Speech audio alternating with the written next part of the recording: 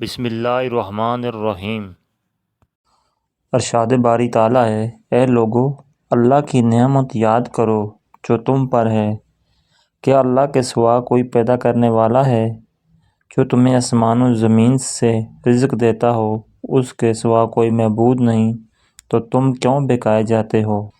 اگر کسی کو خون کی کمی ہو تو کھانے میں لہسن کا استعمال کریں، اور تیسرے دن تھوم یعنی لہسن کی 5 تُریاں کاٹ کر اپنے سالن میں ڈال کر کھائیں۔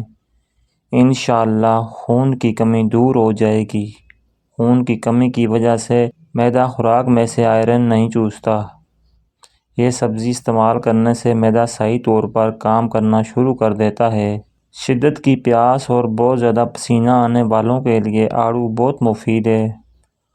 آڑو کے استعمال سے خون کی گرمی ختم ہوتی ہے۔ گرمی کی وجہ سے ہونے والی گھبراہٹ دور ہوتی ہے۔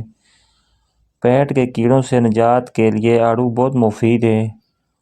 خون کے جوش کو دور کرتا ہے۔ رسول اللہ صلی اللہ علیہ وسلم نے فرمایا، رحم کرنے والوں پر رحمان رحم کرتا ہے۔ تم زمین والوں پر رحم کرو، آسمان والا اللہ تعالیٰ تم پہ رحم کرے گا۔ ناظرین، کیا آپ جانتے ہیں کہ بچے اپنی پیدائش کے پہلے مہینے تک صرف سفید اور سیاہ رنگ دیکھ سکتے ہیں؟ ان کے اعضاء ابھی تک پوری طرح تیار نہیں ہوتے۔ کھجور کھانے سے دل کے امراض دور ہو سکتے ہیں۔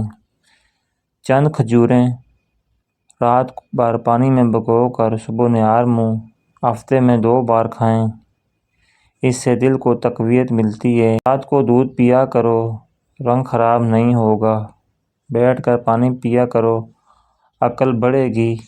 نزلے کے لیے ہری پیاز کی خوشبو سونگھو، نزلہ زکام ختم ہو جائے گا۔ اگر رزق میں تنگی آ جائے تو اپنے رب سے تجارت کر لیا کریں، یعنی اپنی آمدن کا 10% صدقہ کرو اور غریبوں مسکینوں کو کھانا کھلانا شروع کر دو۔ رب اتنا دے گا کہ سنبھالنا مشکل ہو جائے گا۔ عقل یہ ہے کہ اگر آپ کے پاس 10 روپے ہیں تو آپ وہ بھی صدقہ کر دیں اللہ کی راہ میں۔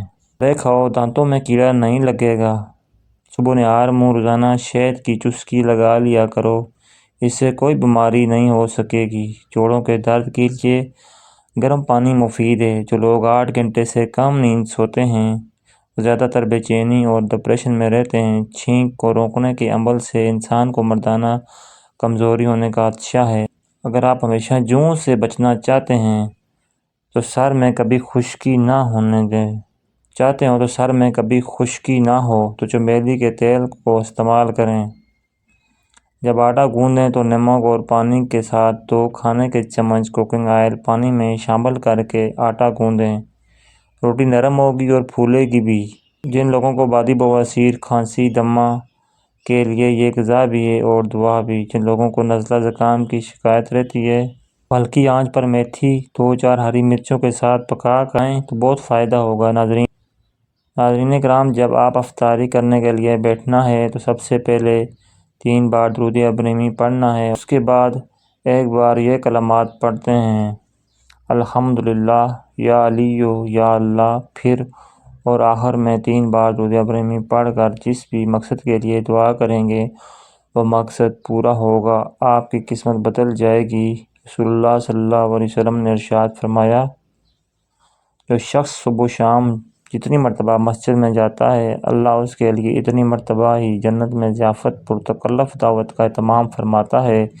ان اعمال کو کرنے سے شیطان پریشان ہوتا ہے۔ جب مسلمان ایک دوسرے سے ملاقات کرتا ہے تو سلام کرتے ہیں اور ایک دوسرے سے مصافحہ کرتے ہیں۔ ہر کام کا ارادہ کرنے سے قبل انشاءاللہ کہتے ہیں۔ گناہ ہو جائے تو استغفار کرتے ہیں۔ ہر کام کی ابتدا میں بسم اللہ الرحمن الرحیم کی تلاوت کرتے ہیں۔ جلد کو خوبصورت بنانے کا طریقہ، چاولوں کو ابالیں، اس کا پانی الگ کر کے اس میں شہد ملا لیں اور پیسٹ بنا کر چہرے پر لگائیں۔ 10 منٹ کے بعد چہرے کو چاولوں والے پانی سے دھونے، ہفتے میں 1 بار استعمال کریں۔ جلد چمکدار اور خوبصورت ہو جائے گی۔ ناظرین کرام، امید کرتا ہوں آپ کو ہماری ویڈیو اچھی لگی ہوگی۔ ویڈیو اچھی لگی ہے تو لائک کیجیے۔ مزید اچھی ویڈیوز کے لیے ہمارے چینل کو سبسکرائب کریں۔ ویڈیو دیکھنے کا شکریہ۔ جزاکم اللہ خیر۔